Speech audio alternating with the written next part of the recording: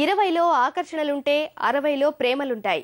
పిల్ల పక్షులను రెక్కలొచ్చి ఎగిరిపోతే గూడునే కనిపెట్టుకున్న అమ్మ పక్షి నాన్న పక్షి మధ్య వృద్ధాప్యంలో పెనవేసుకున్న ప్రేమ కథ మిథునం. శ్రీరమణ కలం నుంచి జాలువారిన ఈ కథను అమ్మా నాన్నల ప్రేమ కథగా తనికెళ్ల భరణి తెరకెక్కించారు. ఎస్పీ బాలు, లక్ష్మి ప్రధాన పాత్రల్లో నటించిన ఈ చిత్రం డిసెంబర్ 2వ వారంలో ప్రేక్షకుల ముందుకు రానుంది.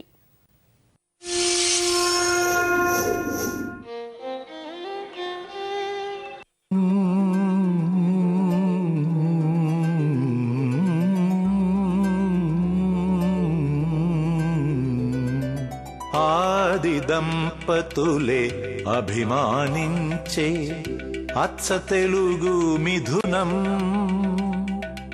ఆది దంపతులే అభిమానించే అచ్చ తెలుగు మిథునం.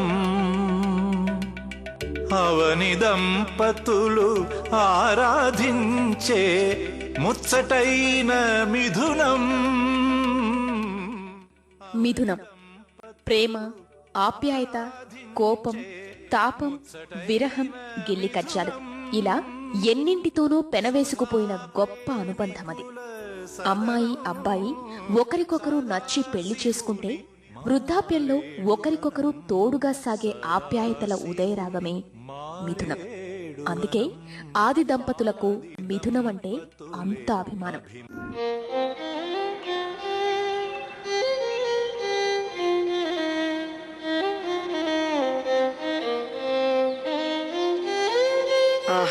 పుష్కరానికి ఒక్క పూట జడేసినందుకే పార్వతీదేవి జుట్టుల పరిమళం. ఆది దంపతులే అభిమానించే అచ్చ తెలుగు మిథునం. అమ్మా నాన్నల ప్రేమ కథ అనే శీర్షికతో రూపొందిన ఈ సినిమాకు శ్రీరమణ రాసిన మిథునం కథే మూలం. బాపు లాంటి వ్యక్తి చేతిరాతతో అచ్చుకు నోచుకుంటుందంటేనే ఆ కథలోని విలువని మనం అర్థం చేసుకోవచ్చు. ఎస్పీ బాలు, లక్ష్మి లాంటి వారు ఈ వయసులో నటించేందుకు ఆసక్తి చూపారంటేనే ఆ కథలోని విలువను గమనించొచ్చు. దర్శకుడు తనికెళ్ల భరణి తన జీవితంలో అతి పెద్ద బాధ్యతని భుజానికెత్తుకున్నాడు. వచ్చి మళ్ళీ దిష్టి పెడితేందుకే చక్కగా సాయంత్రం 1 గంట సేపు నువ్వు జుట్టు విరబోసుకుని ఇక్కడ నుంచుంటే పురుగు పుట్ర కాదు కదా, పిట్ట కూడా వాలదు.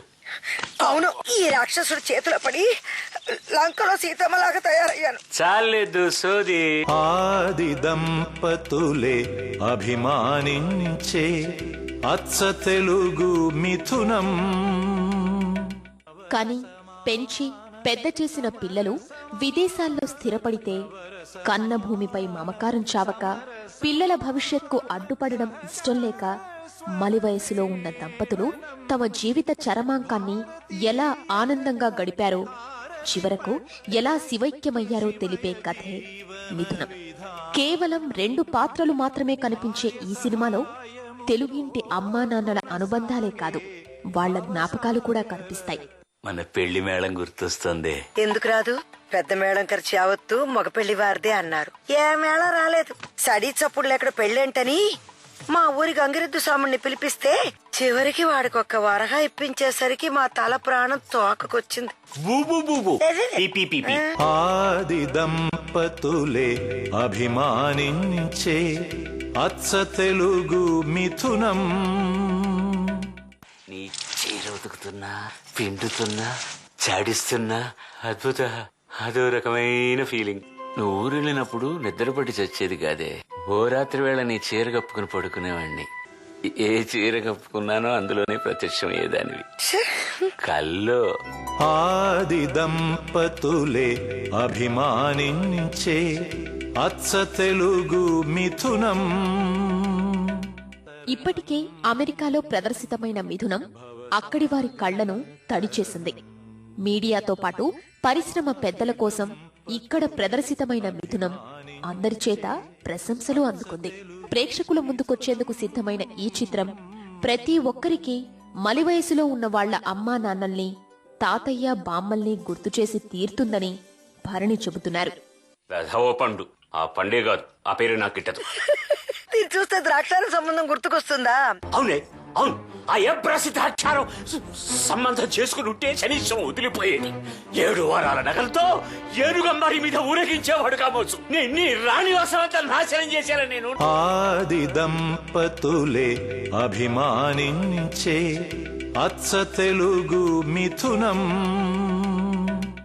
వీణా పాణి స్వరాలు అందించిన మిథునం పాటలు ఇప్పటికే ప్రతి తెలుగింటా వినిపిస్తున్నాయి.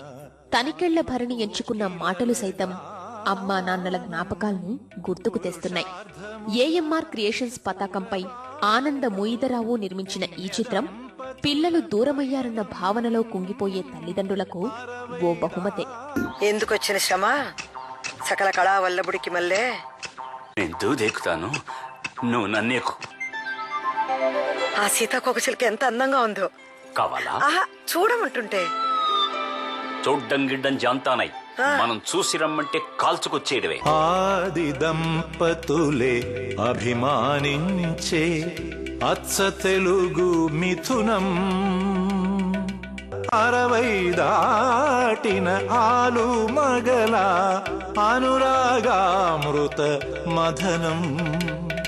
గృహస్థ ధర్మం సగర్వముగా తానెగరేసిన జయకేతనం. జయకేతనం.